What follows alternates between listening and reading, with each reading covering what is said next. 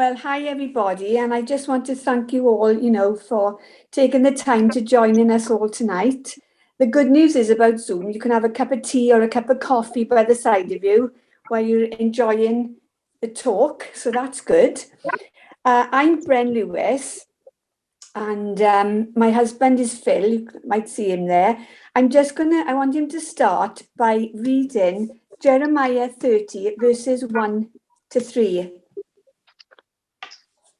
Right, the word that came to Jeremiah from the Lord, saying, Thus speaketh the Lord God of Israel, saying, Write thee all the words that I have spoken unto you in a book. For lo, the days come, saith the Lord, that I will bring again the captivity of my people Israel and Judah, saith the Lord, and I will cause them to return to the land that I gave to their fathers, and they shall possess it. Thank you. Thanks a lot.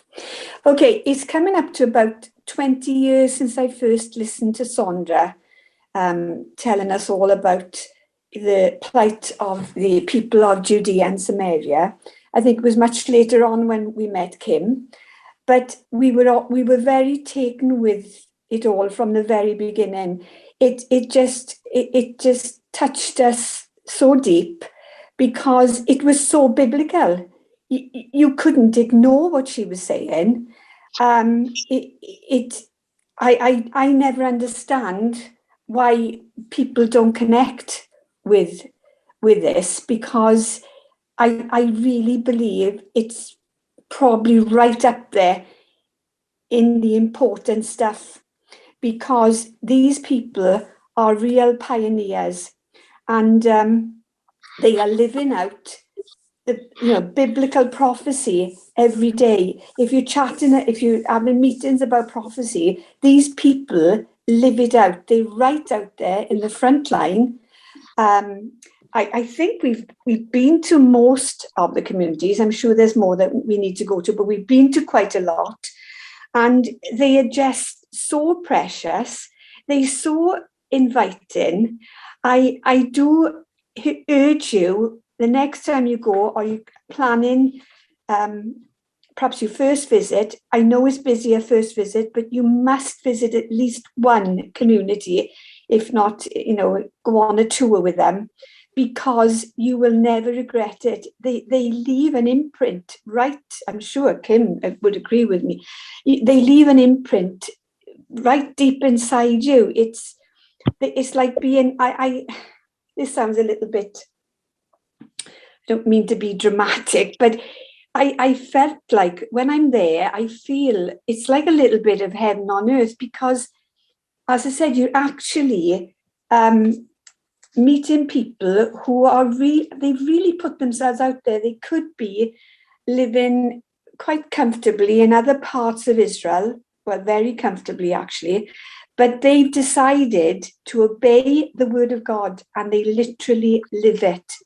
So we are really honoured tonight to hear, and I don't know how many of you know Sondra or met Sondra. I'm sure most of you have, but if you haven't, she's the Israeli director of CFOIC. She herself, she never speaks that much about it, but believe me, she's worked hard, and she herself is one of the early pioneers.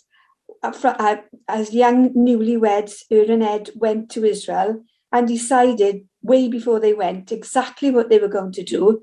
And they got into the early days then of the community of Kana Shomron. Of course, if you saw it recently, it's absolutely fantastic. But there was a lot of work put into that. And with the first people being there with young families, I said to her once, well, how did you cope at night? You go to sleep and you think, well, tomorrow I've got to try and get from A to B to get groceries. And she said to me, well, in the end, I had to say, she just got in the car and said, Lord, you've got to help me. I've got to get from there to there. So, look after me. They're just extraordinary. And so, as I said, we're really honoured to hear her tonight. She's an Orthodox Jewish lady. That's another thing that attracted us.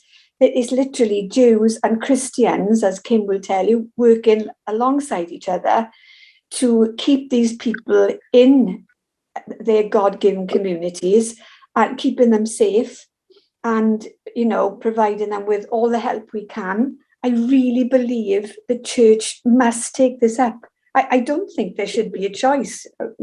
You might think I'm crazy, but I don't. I see this as, and I know Kim feels the same and others like her, this is really important. So if this is your first time, so glad that you've come along to join us. And thank you to all the others, all the regulars, and all the people that have known Sondra probably longer than I did, which was, as I said, nearly 20 years. We really, really want to thank you for all that you've done.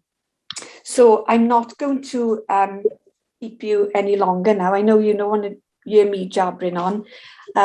Just want to welcome Sondra, my friend. I'm glad I can call her my friend. Even went to her son's wedding. I'm sure if she has any more, I don't know if she's got any more now though, unless the grandchildren. I'm sure she'd invite you anyway. So anyway, thank you, Sondra. Thank you, Brenda. And thank you, Phil. That's Brenda's other half. And they have been our UK representatives for a while and help us. And unfortunately, in the past 2 years, I haven't been able to come to the UK, and I'm looking forward to doing that. Maybe we'll even explore that for later this year or next or whatever. We'll hopefully I will be able to see you in person, but for now, Zoom is really fabulous because it really gives us the opportunity to meet with one another and see each other. And actually, as Brenda, as you said earlier, you could just sit with your cup of tea and sit in your easy chair in your home, not have to go out in the cold weather, and yet enjoy each other's company. So that's quite nice. Okay, so the title of our meeting tonight is, what is this government up to anyway? And that's actually a question that all of us are asking ourselves in Israel. This government is not a government that anybody on any part of the political spectrum was thrilled with. It's certainly the people on the left would have preferred a pure left-wing government, and the people on the right preferred a right-wing government. And this government is compromise, okay? And just to kind of sum up what was going on, Israel had gone through 3 election campaigns, and each one had left us in a stalemate. The parliamentary system that we have is well, you're familiar with the parliamentary system in England, but our system works a bit differently, where each of you are in a particular district and you vote for an MP, a particular MP, and you have a choice of MPs from different parties, and you vote for that person. In our case, we vote for a party, and the party puts forward a list. And what happens is that there's never, or hasn't ever been really, one party that has the majority of seats. And whereas in the early day of the states, you need to have a coalition of 2, maybe 3 parties to put together a government. Today, the parties are so splintered that you have to put together quite a number of parties to put together a majority of the Knesset. Now, Netanyahu, who was the prime minister for many years already, with a short stop in the middle, and before that again, he was a prime minister longer than any other prime minister in Israel. He surpassed David Ben Gurion, who was our first and longest reigning prime minister until then, and was quite popular in many ways. Certainly, he was a right-wing prime minister. He was a prime minister who head of the Likud party, which is the largest party on the right side of the political spectrum. And he did some very good things for the country. Certainly, he was an amazing spokesperson for the country. He did wonderful things economically, and he was an excellent at articulating right-wing positions, including advocacy for the right of the Jews to live in Judea and Samaria. There are also parties to the right of the Likud who took a bit of a stronger stand, particularly on issues having to do with Judea and Samaria. There are also the ultra-Orthodox parties, which tend to be right-wing politically, but their greatest concerns have to do with religious issues. And then, of course, we have center parties, which can shall we say, are willing to compromise on some of the issues of Judea and Samaria, but they're not against Judea and Samaria per se. And then we have the left-wing parties that on the issues of Judea and Samaria are usually very against. Now, this idea of people being against Judea and Samaria, one time used to be about 50% of the nation. Today, it's quite a minority, okay? So if you look today at the way the elections have turned out, both now and in the previous elections that went on last year, if you count up all the various members of Knesset across all the parties, and you see which ones are right-wing, and particularly which ones are supportive of Judea and Samaria, there's a definite majority, okay? The problem was that Netanyahu had made many, many enemies. Not only enemies amongst the left wing, which are his natural opponents politically, but he made many enemies within the right as well. And he did this even people in his own party. Some of the parties that ran for the elections are people who had been leaders in the Likud party. And when Netanyahu would see that they were becoming a little too popular, he would be afraid that they would threaten his position as the head of the party, and he would dump them. He did this a number of times, and that is why we have a number of politicians who used to be in the Likud, who now are heads of their own party, because Netanyahu drove them out of the party. So while he was a very talented politician and a very talented leader, there were some definite serious problems in the way he handled political relations within his own party, as well as relationships with people in other parties when he was prime minister.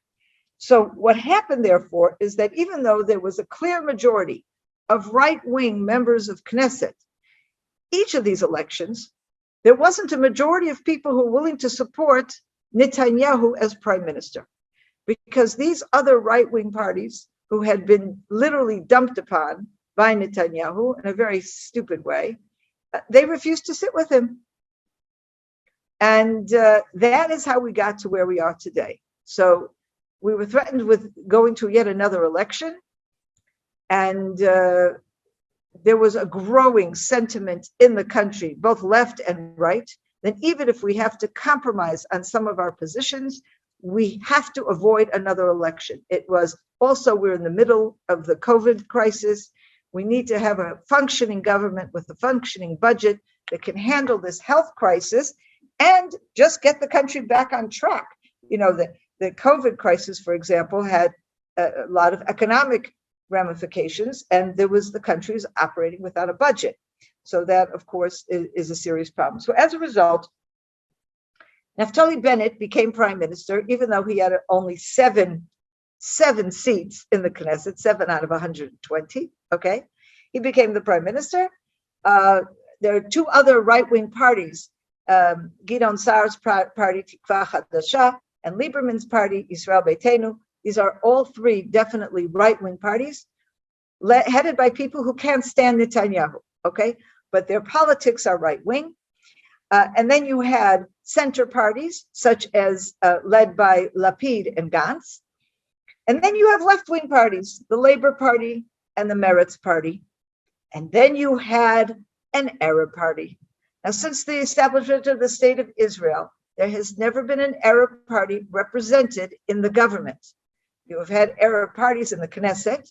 They have always been in opposition. We have had the occasional Arab who has stood in one of what we call the Zionist parties, in the Labor Party, even in the Likud party. There was a Druze, very popular Druze member of Knesset, Ayub Kara was his name, that was in the Likud for many years. These people were individuals, Muslims or Druze, that were very, very Zionist, but they certainly were not typical of the population, of the Arab population. Anyway, so in order now to develop a government, there was a choice, okay? Either they take this Arab party, or one of the parties to the right who were standing with Netanyahu would realize maybe they need to join this coalition, and that way they can prevent the Arab party from coming in. But everybody was very stubborn, And so at the end of the day, we have a government that includes one Arab party, who, by the way, split off from the other Arab parties. This Arab party is very much in favor of full integration in Israel, unlike all the other Arab parties that all they want to do is say terrible things about Israel. The problem is that Arab party, it's called Ra'am, that Arab party is also coming out of the Islamist movement. So on the one hand, you have them being radical Muslims, but on the other hand, they are calling for peace and recognition of Israel as a Jewish state. So they have these different aspects of how they're speaking, and nobody today knows what is real. But, on some things they have supported things, but on the other hand, they've also made trouble. And it's been quite difficult. So I'll give you an example. There was a whole area of land in the Negev.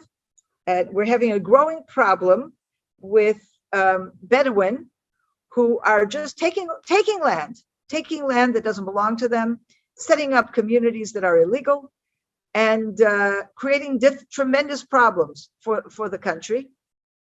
And so there was a plan put forward to take a certain area of the Negev and plant trees, okay? And this was to do two things. Number one, to ensure that that area is green and not taken over by communities. But between us, okay, a main objective here was to prevent the Arabs from coming in and settling there. If you set it aside as a park area with trees, then you're saying nobody can live there. This was in an area very close to a Bedouin village. The Bedouins had gone to court. This proposal had been put forward by the government already years ago. The Arabs had gone to court on many occasions and lost. The Supreme Court of Israel said very definitely, this land does not belong to your village. It never did. There is no individual property rights there. The state has every right to plant trees and set up a park and set it up as public land. And when they actually went to plant the trees, there were hundreds of Arabs that came there rioting, throwing stones. Then this protest spilled out into some of the highways down there, and they were throwing stones at cars. Now, this is not taking place in the so-called occupied territories, as they say. This was not taking place in Judea and Samaria. This was not a question of someone saying, oh, those settlers, they're stealing someone else's land. This is in the sovereign state of Israel. This is in a place where these Arabs are full citizens of Israel. And here was a situation where everybody in the country, Jews, all the Jews in the country, left, except for the extreme left, the normal left, the center, the right, all were supportive of this tree planting and this response. This was making sure that the government of Israel is protecting the rights of its citizens and not giving in to these bullies who's trying to steal land all the time. What happened? Ra'am, this Arab party, starts going crazy and threatening to pull down the government if they don't stop the trees. So they came to a compromise and they said they will halt the planting of the trees. They'd already planted for 3 days, and they said they will halt the planting of the trees. Okay? Many people saw this as a compromise. Many people saw this as caving in. Okay? And it was very, very problematic because from our perspective on the right, this was giving a little too much power to this Ra'am and setting up a situation where they could be blackmailing us, blackmailing the right, saying, if you don't do what I say, bring down the government, and then we go to elections again. But then there was the other side of the story.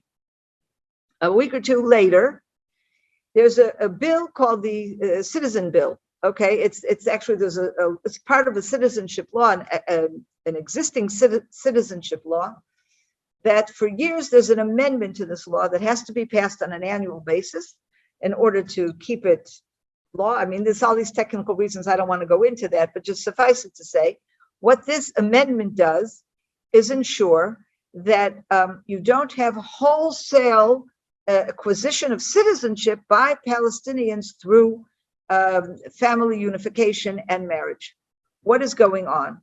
You have particularly Bedouins in the Negev who they go across to Hebron. It's not so far. It's a half-hour drive. They go to Hebron and they take a wife. Very old-fashioned there, by the way, and how they do it. It's all matchmaking. It's all the women don't count at all, but that's a whole different story. They take themselves a bride from Hebron, bring her to the Negev, and then they want to make this woman a citizen. Why? Because she's married to this Bedouin man who's an Israeli citizen. She is a Palestinian. She doesn't have Israeli citizenship.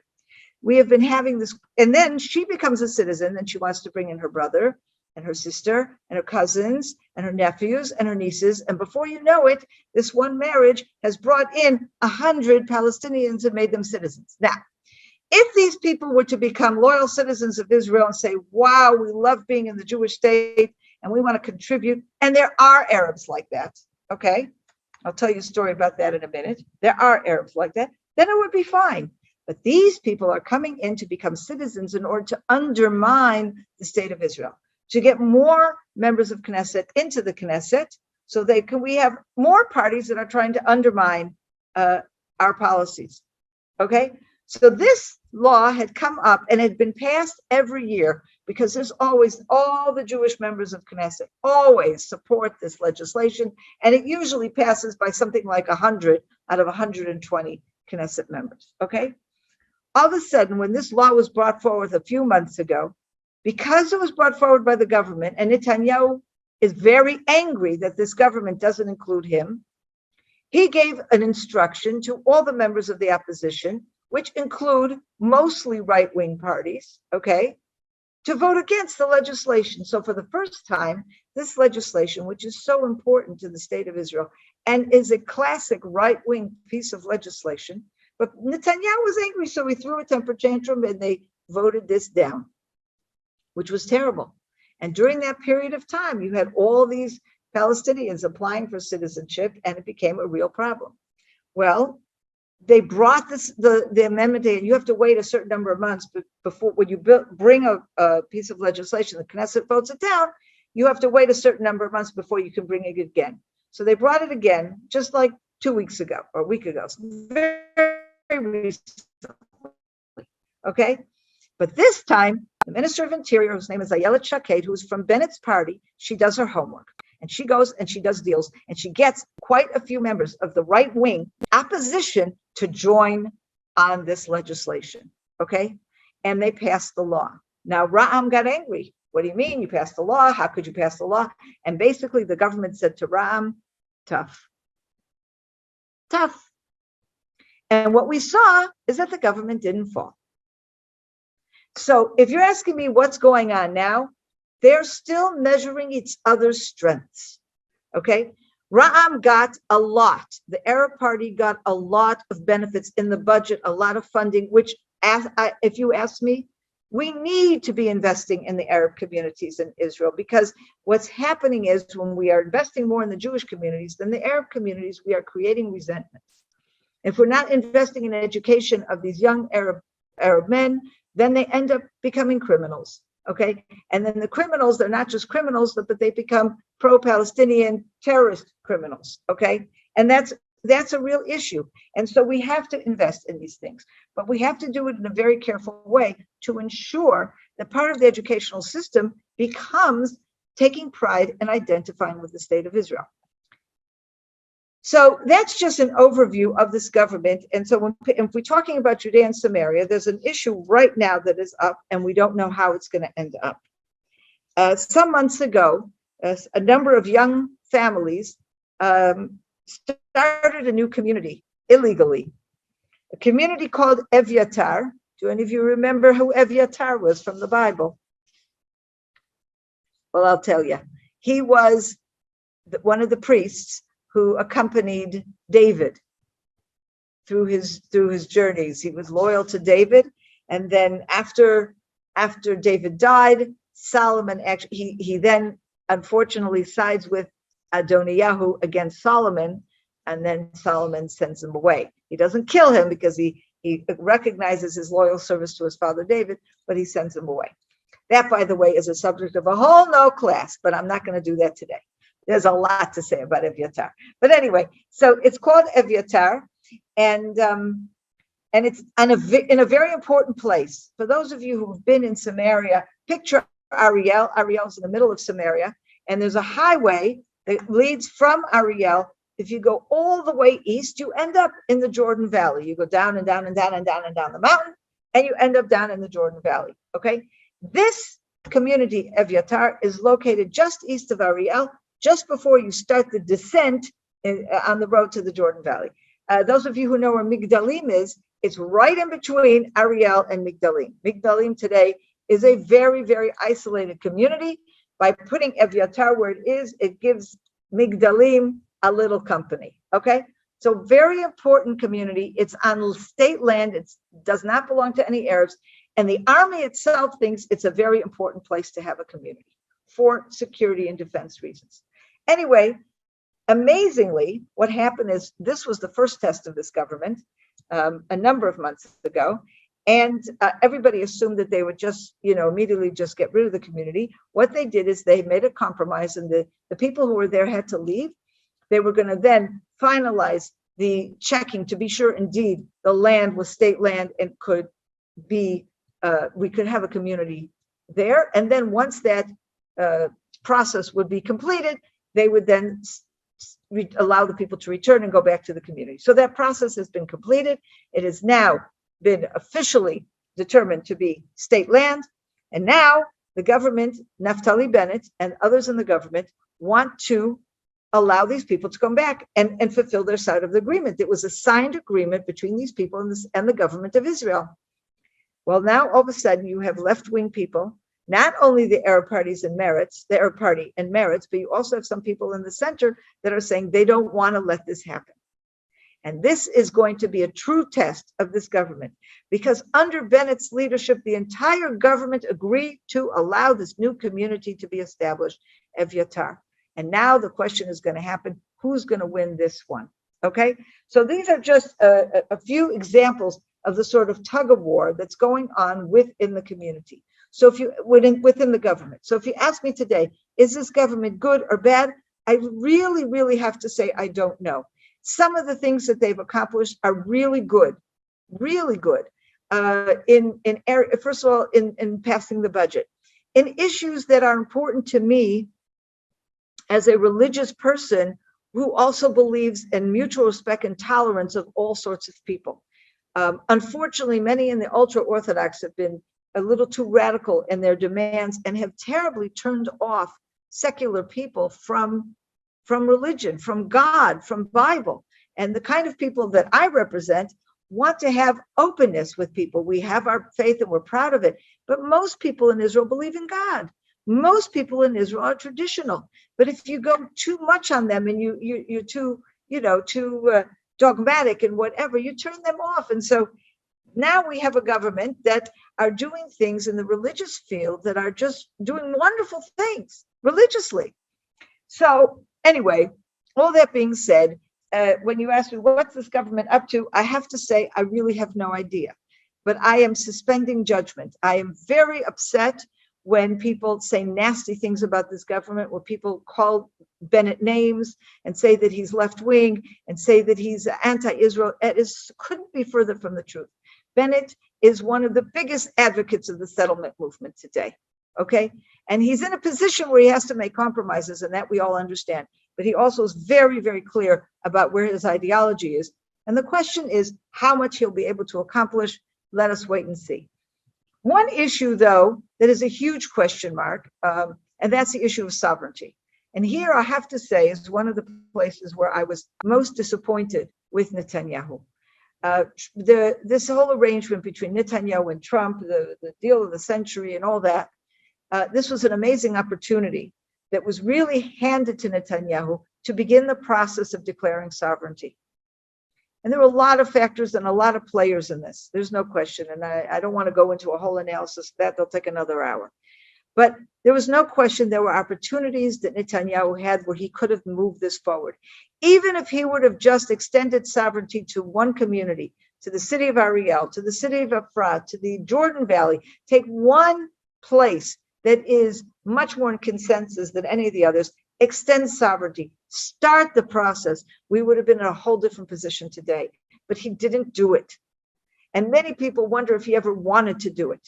Okay, very often Netanyahu spoke beautifully, but didn't implement the policies that he would advocate. He would just say it and then get the support. He wouldn't necessarily promote those policies. And in this case, the sovereignty is one of those policies. The government we have today, there has been a commitment that they will not move forward on sovereignty, but neither will they move forward on negotiations with the Palestinians. And so this mutual kind of agreement is really what's holding this government in place. And I understand that, because to me, the worst thing in the world is to go forward in negotiations with the Palestinians and to move forward on anything even resembling a Palestinian state. So that is the other side of this, okay? No sovereignty, but no Palestinian state. And so we're kind of in a stage of limbo, and we have to see what happens. I think a lot will change once Netanyahu is no longer in politics, because then we will once again be able to put together a coalition of a completely right-wing government, lose the left wing, lose the Arab Party, and we're able to move forward in a much more homogeneous way. Okay, so that's what I have to say about the government. I want to just, and we're going to be giving you all time, opportunities to ask questions. Before we get to that, I just want to kind of say a few things about, Brenda and I were talking about the idea of, let me just bring you up to date on one community, or tell you the story of one community. And so we chose the community of Gvaot. I'd like to just tell you a little bit about that community. It's a lovely little community in Judea, just south of Jerusalem, in the region called Gush Etzion.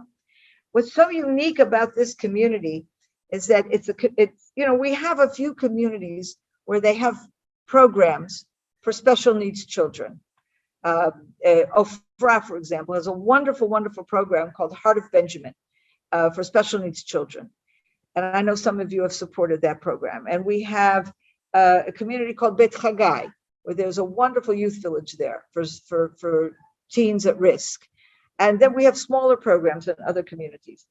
What's unique about Gvaot is that it's not just a community with a program for special needs children. It's a community where the entire community is built around the special needs child. The way this community began was there was a woman named Noah, and she was a kindergarten teacher, a very good kindergarten teacher. But I don't know if some of you have met her. I think you may have met her, Brenda. I'm not sure. But she's a woman who she's an educator, but she also has this enormous heart. And more often than not, acts on her heart more than on any other theory of education. And she was a kindergarten teacher, and there was a family that was having terrible trouble with their son, who was autistic, and they could not find a place for him. Every place he went, he acted out, he was misbehaved, and they didn't know what to do with him. And they brought him she was 9 years old. And they brought him to Noah, and they said, I know you're a kindergarten teacher, but he's a little retarded and he's autistic and whatever. And they said, you know what, maybe he would fit in your kindergarten. And she said, you know what, I'm going to give it a try. She went to the children in the kindergarten, the 5-year-olds, and she said to them, we're going to be bringing this little boy into the kindergarten, and he's a little different, and you may have to have patience with him, but we're going to love him. Would you want to accept this new boy and love him? And they all said, yes, yes, yes, we want this new boy.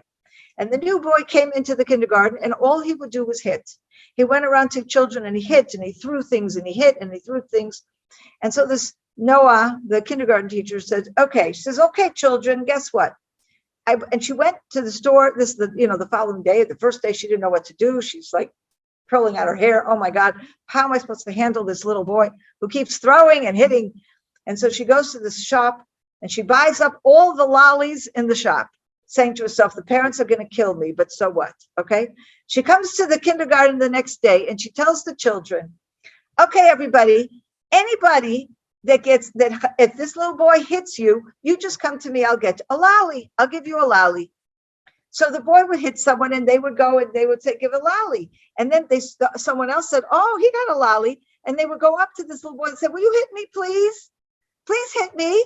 And then it would get a lolly. Well, what happened was, instead of the hitting becoming a way to show hatred to these or to show fear or whatever, to these children, the children were coming up to this little boy and asking to be hit. And therefore he stopped hitting because he didn't know, what is going on. Suddenly these children were seeking him out. And really, that's all he wanted. He wanted the children to seek him out. Well, by the end of the year, this 9-year-old boy was reading. Okay. And he is still there. He is still in Sadna. He's an older boy.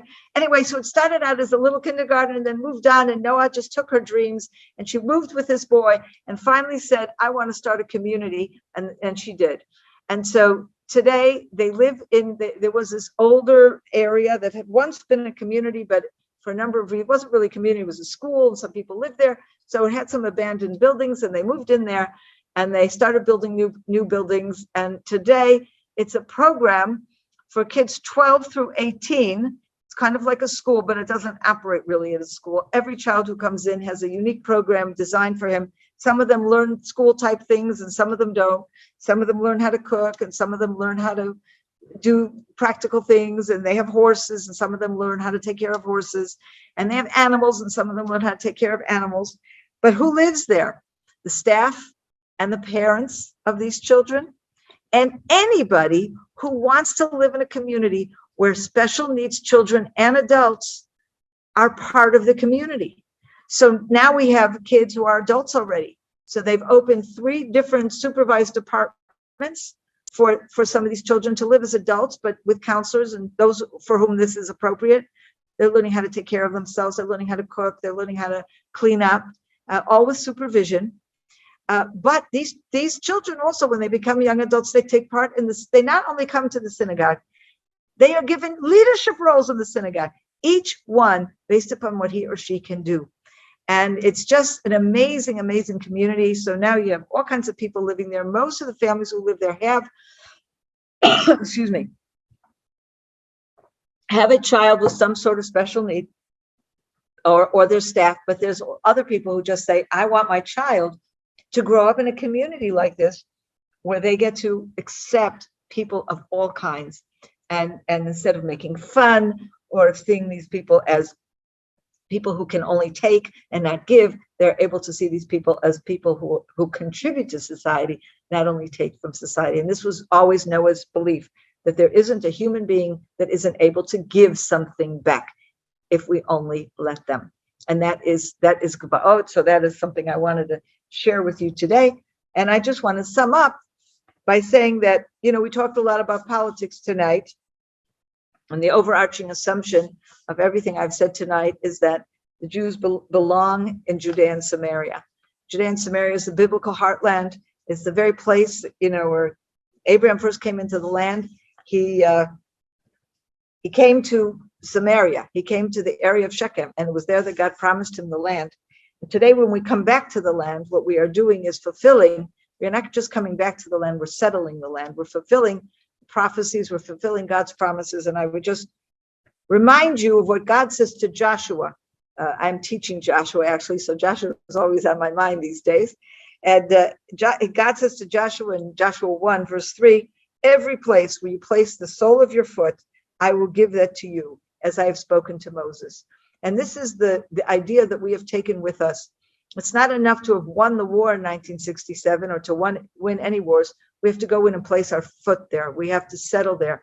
And if you look at a place like Gvaot, Gvaot represents in so many ways what the settlement movement is all about. It's not just controlling an area from a military point of view and setting up your army camps. It's not just having a presence there by building communities and living there and just going about your business, but it's building societies and communities that care. Brenda was talking about how warm and welcoming she always feels when she comes into the communities in Judea and Samaria. And it's not just she happened to meet some people that have nice smiles on their faces. The communities themselves are built on this premise. That doesn't mean everybody is saintly and everybody's wonderful.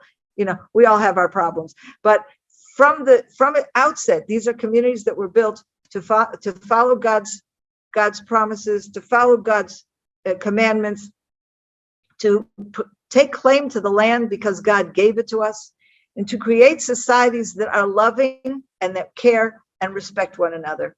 And I have to tell you, I told you before I was going to tell you a little story about some of the Arabs that are different. I went to the police station the other day here locally. I had a meeting with the head of the police, our local police station. And while I was there, 3 other policemen came in to report on something that was going on. And we got into a discussion. Well, it turns out one of the policemen was a Christian Arab, another policeman was a Muslim Arab, and the third policeman was a Druze. And they were all from the Galilee. I said to them, how does it feel to come from the Galilee to Samaria? They say, we love it. It's great. We're doing our job.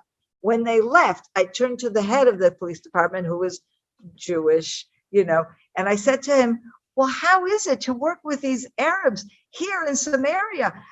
He says, they're wonderful. I wish all my policemen are like that. And he said to me, and I understood that also from the people, he said, these are Arabs who understand the importance of a Jewish state.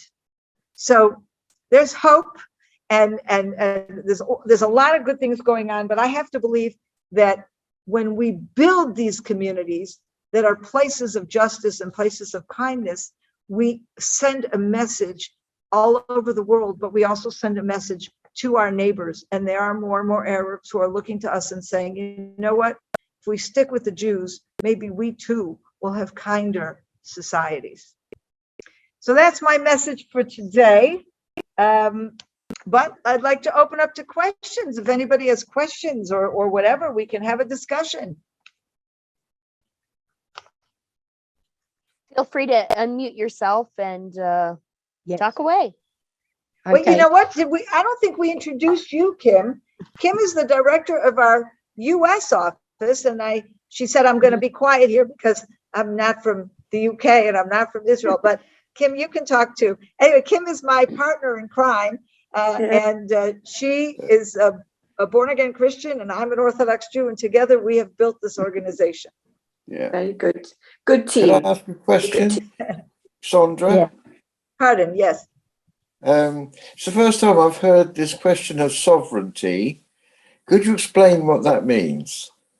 Okay, well, when Israel won the war in 1967, it came into control of Judea and Samaria, but it never annexed it or applied sovereignty to it. So that under international law, it becomes, in other words, we have every right to claim sovereignty under international law, but because we have not claimed it, it kind of weakens our position in the land, and that's part of the problem. There's also other legal issues that come forward. One of the reasons that Israel did not, there were 2 main reasons that Israel did not apply sovereignty right away. One is because there's so many Arabs here. There's somewhere between 2 and 3 million Arabs today. Then there were fewer, but it still was a lot of Arabs who were very hostile to Israel. And so the fear was, if you apply sovereignty, do you have to give these people citizenship? And if you give them citizenship, it's a lot more dangerous than the kind of citizenship we were worried about before, with some marriages and bringing in some relatives. Okay, you're suddenly bringing in 2 million or 3 million Arabs who are hostile to the state of Israel. So nobody wanted that. And the second thing was the fear from the international community. There was enough opposition to Israel controlling the area. And the fear was, if we actually go forward and annex it, we're going to just have sanctions and all kinds of other stuff. So I can say that was a complete mistake, because they were mad at us anyway for controlling the area. Might as well apply sovereignty. It wasn't going to be that big of a difference. As far as enabling them to have citizenship, that really wasn't necessary, because Jerusalem was annexed, but the part of Jerusalem that we didn't have in 1967, that was annexed by Israel. And instead of automatically making people citizens, what they've done is they enabled people to apply for citizenship, most of whom have not done it. And those who do have to go through a very intense security check. So there are ways around that issue, but that's just in a nutshell what it is that we've been talking about. Oh, thanks very much. That's great. Thank you. And thank you, Derek. We've had some emails back and forth, I believe. Sorry? I said, I believe we've had some emails back and forth recently, Derek. Yes, and I've really enjoyed it. Thank you for what you shared with me. Thank you. I'm just going to say, Sondra, what future do you think Netanyahu has now? Because he's facing this trial for corruption. We don't know if that's going to go ahead or not because of the spyware situation. And they were spying on his smartphone and everything else, which he was very upset about. So where do you think he stands at the moment? Well, that's a good question. A few weeks back, there was talk of a plea bargain to where Netanyahu was going to plead guilty to some of the lesser charges. They would drop the more serious charges. And that ended up not going anywhere. They did not reach an agreement on that. When they thought that was a very real possibility, there was tremendous political upheaval because it became very clear that as soon as Netanyahu was out of the way, there opens up the door for a completely different government coalition that brings in the rest of the right wing, or at least has some rejuggling of it. And there was a lot of speculation about that. For now, that has died down.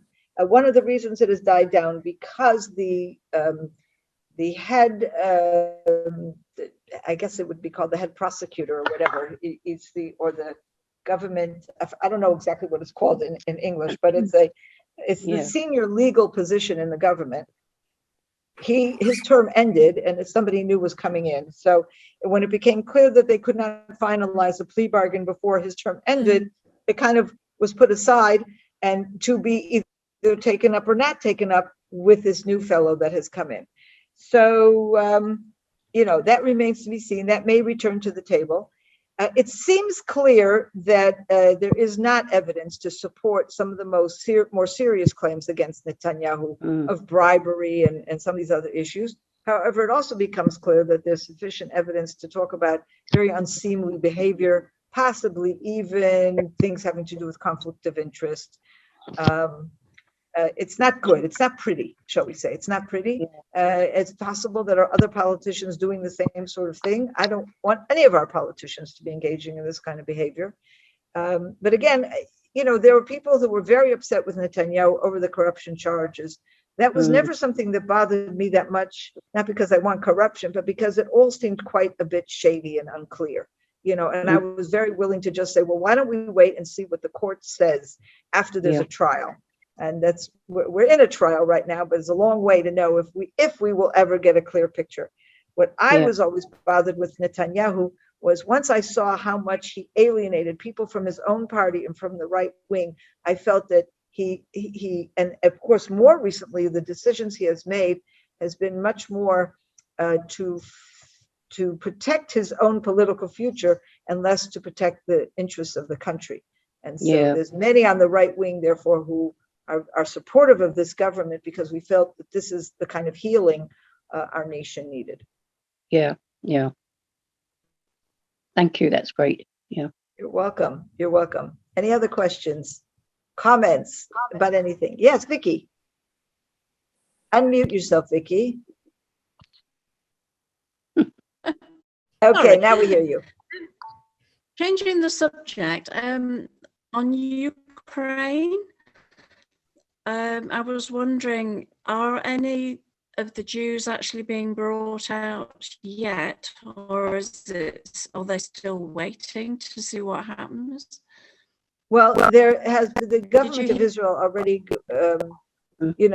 is totally ready to evacuate anybody who wants to evacuate. They put a lot more planes to the disposal, and they started a registration where Jews and Israelis could register with the consulate, those who wanted to leave.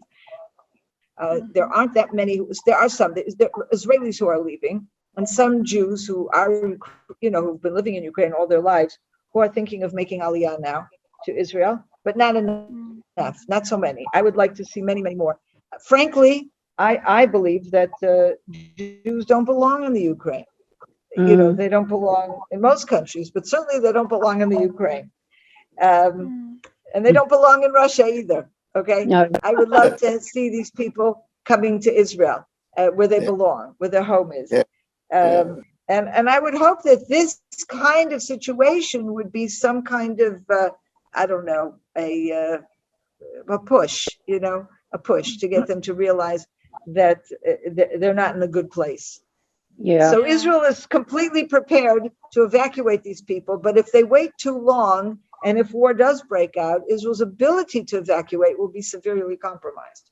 So Yeah. we have to hope they get wise about this and leave.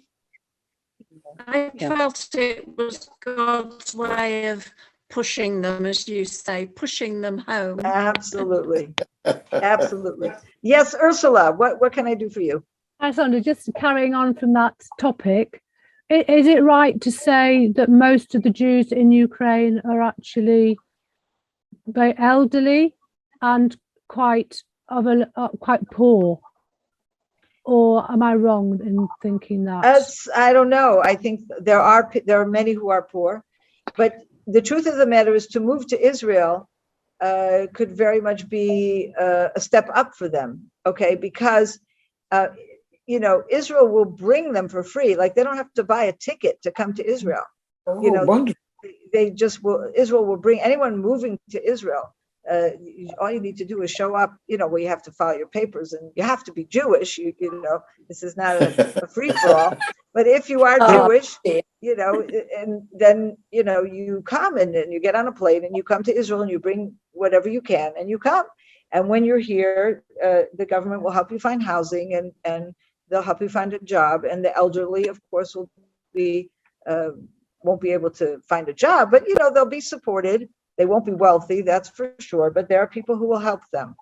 But they have to decide that's what they want to do, but it's not just elderly. There are plenty of young people in the Ukraine, and they just have to make these decisions.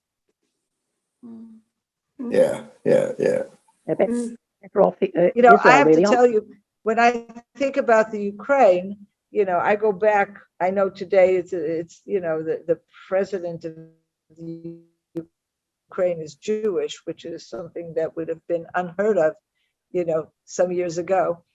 But my grandmother, my father's mother, came from the Ukraine, and she fled the Ukraine after a pogrom in 1920 when her husband and baby were murdered, and she took her toddler daughter and walked across Europe. And it took a few years, and she finally made it to America, where she married a widower. And the product of that second marriage was my father and his younger sister. Amazing. And she, of course, I didn't know her. She actually died not that very old. She was fairly young when she died. She died before my father got married. And I was born 3 years later, and I'm actually named after her. But, I do know that she never had anything good to say about Ukrainians. But today it's a different Ukraine, thank God. But I would say that it's still not a place for Jews. And if my grandmother had been able to come to a state of Israel who would rescue her and prevent the pogrom, would she have been in a different place? But today Jews have that luxury of being able to come to Israel and be free. And so I hope that they will take advantage of that. Were most of the pogroms in Ukraine? Because mostly in Russia, but they were in Poland, in Ukraine, in Russia, in all those areas. This actual pogrom in 1920 was during the Russian Civil War, and the Ukraine was part of the Russian Empire. There was fighting going on between the communists and the whites, as they were called, the Tsar loyalists. And what very often happened is one would come into a town and take over and kill the Jews because they would blame them for siding with the other side. And then the next side came in and took over and killed the Jews, blamed them for siding with the other side. So basically, Jews were always very convenient scapegoat in all of this. And the Russians were, believe me, no saints either, by any means.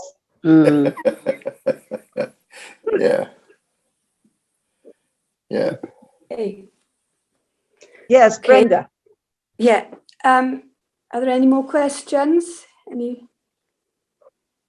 more questions from anybody? It looks like Mike's got his hand Mike raised. has raised his hand. Okay. Needs to unmute. Yes. Hello, Sondra. Now, my question is, how prepared is Israel tapping into the blessing of the nation? Because I know that nations are open to bless Israel spiritually, physically, financially, and otherwise. How is Israel prepared for that?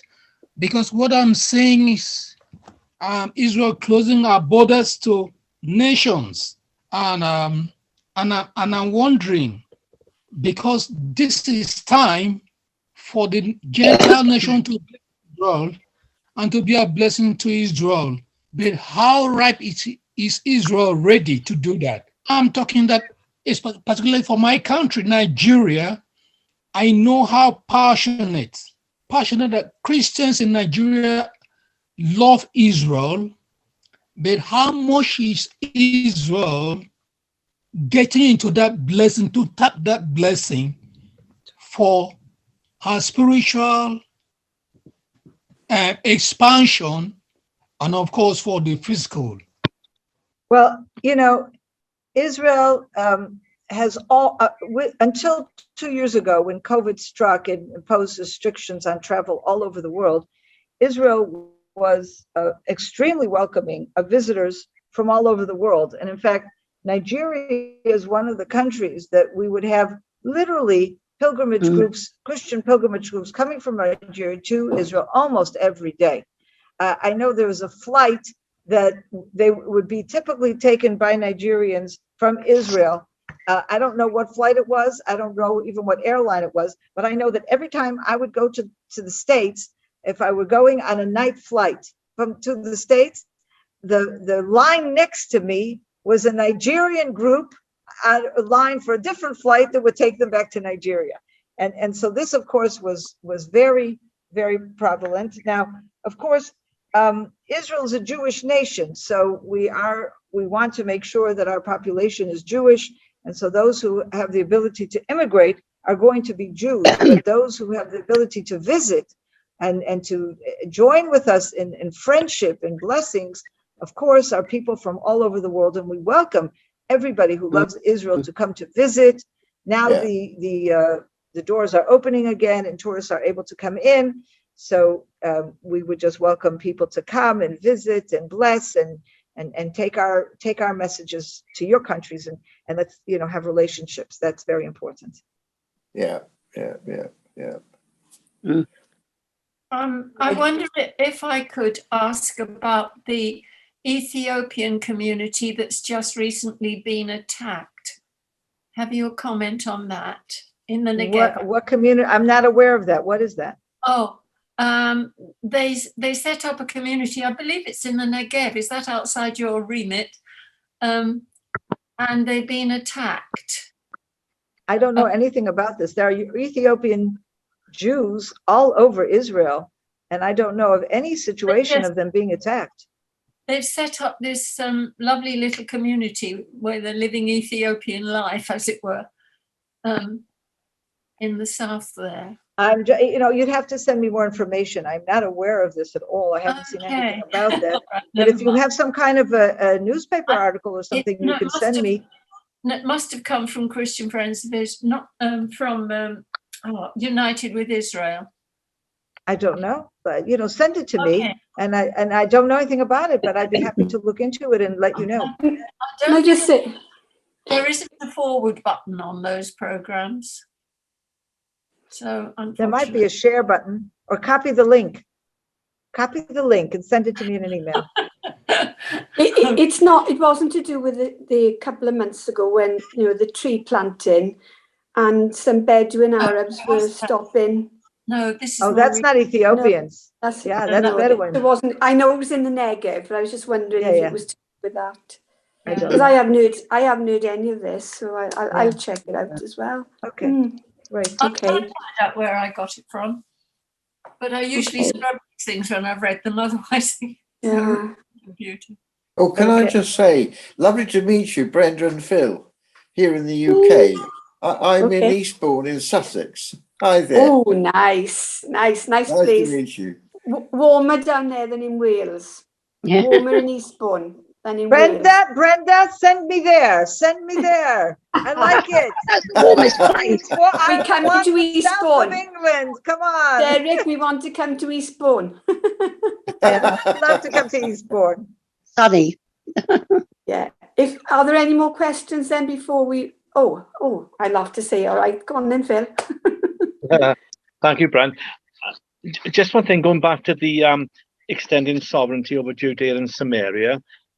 Surely the British had the mandate to over this area, and Britain promised that the Judea and Samaria would have sovereignty, was part and parcel of the Franco-British Boundary Convention, which included the whole of Judea and Samaria from Dan to Beersheba. So surely the Israelis have not got to extend sovereignty because it's already there in international law, and the British in particular that was given the mandate should have made sure that sovereignty was there forever and a day. So I think it's up to the British government to make sure if they move the embassy from Tel Aviv to Jerusalem, they've gone back on their promise. This land is sovereign Jewish territory under international law, and the British promised to make sure that it stayed so. Well, you know what? I agree with you 100%, Phil. And since everybody here on this Zoom is part of the UK, you're all under the same British government. So go for it. Go for it. Go turn to your MPs and turn to your prime minister and say, guys, come on, let's come out with a declaration. But you know, the irony, of course, when it was the 100th anniversary of the Balfour Declaration and beyond, all of a sudden the Palestinians started petitioning the British government, claiming that they had wronged them terribly, right? And you had the situation where the British government was on the defense, that they had to justify themselves for having even issued the Balfour Declaration to begin with, because you had all these people saying, oh, all this mess in the Middle East, it's all their fault. But not their fault because, as you say, Phil, they didn't recognize Israel and hand Israel the Israel state they should have handed them over the whole area. No, the British are saying, the Arabs are saying that the British were too nice to the Jews. So, I was angry at that point because I felt like the British should not have been on the defensive. They should have come on the offensive, and they should have said, what are you talking about? The fact that you got any of it was ridiculous, But anyway, if you can work your magic and change the opinions of the British, my hat off to you. How's that? We have a government that sits on the fence. Yeah. Well, Boris Johnson is pro-Israel, but I don't know that he's pro-Judea and Samaria.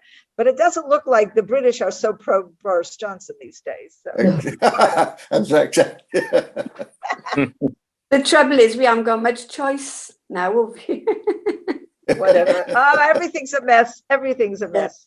But we're not going to solve all the problems tonight. I don't know whether we can do is discuss them. Yeah, I don't know whether you in England realise, but our government is even worse. The Welsh government is, well, we're not very happy with the Welsh government at all. So let's not go into that. I didn't know that. No, we're not happy with the Welsh government. No, they're trying to pass all sorts of ridiculous things. And yeah, well, if you email us, we'll let you know. Right, thank you. Can I just say, I think, Sondra must be tired. It's later for her over there, but I know she would never. But can you just make sure that they've got, Kim and Sondra have got everybody's email? And can I ask you to connect to their website? It's a very good website. They keep it up to date. Very soon they're going to have something with the pioneers, called the Pioneers of Judea and Samaria, where they will be interviewing individual interviews of people living in the communities to give you their story. Some of it can be very, all very happy, but some people, lots of them have suffered. They've lost people, but they're still there. So please look out for that. Join the virtual tours, they're excellent. And also go on to YouTube. Sondra gives great Torah teachings, and they're also put on they're on the website, but they're on YouTube as well. Please subscribe. Also, there's another very good one that we always watch with what's his name now? Is it Tommy, the guy when you're doing Tommy talking Waller, about yes. the It's a series called Facing the Divide. The Divide, and it's with Jews and Christians talking about things that are important to us both, where we're connecting and giving each other's point of view. Very, very good. Also, please, if you could, on the website, it's very easy to give any type of donation. Phil and I usually use PayPal, which you can do on the website, or you can just do it through your card. We'd be very, very grateful. Please, let's do this again. And if you can connect up with anybody else who's not here tonight, any friends or anybody in the church that you know, or if you are willing to host another meeting with your church, please let Sondra and Kim know, but we're very, very grateful. So thank you very much for joining with us tonight. I really enjoyed it. I was a bag of news beforehand. Hey, Bren, I'm going to say everybody that's on here that's identified, like you have your name on there, you'll be getting a recording of today's session. If I don't know who you are and you want a recording, so if you don't get a recording and you want one, just send me an email and I'll be happy to add you to the list and get that out to you. So there were a few people that I didn't know, you didn't have your name on there, so I didn't know who you were. Yeah. But Kim at CFOIC.com, and I'll be happy to get that out to you. Yeah. Yeah, please make sure they've got your email. The only one I recognize tonight is Jennifer. I've looked through, I can't see if because we did come round, we did tour with Sondra a few years ago, but there's lots of new people to meet tonight, so that's great. Please make sure you give them your email so that we can keep in touch. Thank you very much, and God bless you all. Thank you. What's that, Jennifer? Thank you. Yes, thank you. Thank you very much. Thank you. Very much. Great. Thanks, Sondra. Thanks, Kim. Thanks, everybody. Thank you all so much for joining us. Thank We'll you, do Mike. this again. Absolutely. Yes, and we thanks, do a regular Bible study every Monday Thank at you, 4 everybody. p.m. Yes. Bless you. Thank you, everybody. Thanks very much. You're welcome. Bye-bye. Thank you Good for night. coming. Thank you. Bye. Bye-bye. I hope you enjoyed that video, and we'd like to be sure you're getting all of our video content. So just click on the subscribe button below as well as on the notification bell, and that way you will have easy access to all our material. We look forward to staying in touch with you. God bless you and have a wonderful day.